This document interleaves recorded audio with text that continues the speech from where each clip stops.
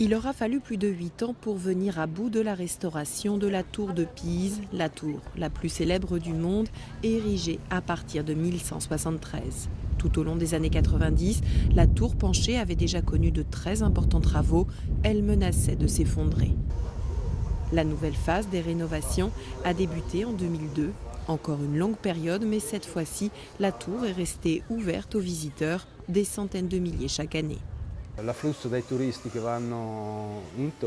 Nous avons autorisé l'accès des touristes à la tour pendant ces 8 années de restauration.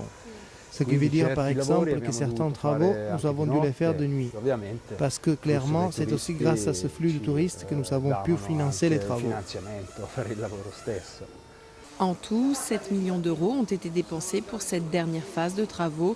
Les difficultés ont été considérables. L'inclinaison de la tour a contraint les ingénieurs à créer des échafaudages, eux aussi penchés.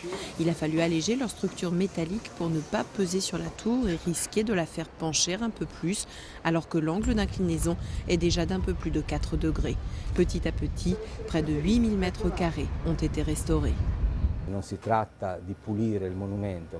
Il ne s'agissait pas seulement de nettoyer la tour, mais d'intervenir sur la matière même de la tour, c'est-à-dire la pierre, les colonnes notamment, qui dans certains cas étaient vraiment dans un état de dégradation très avancé.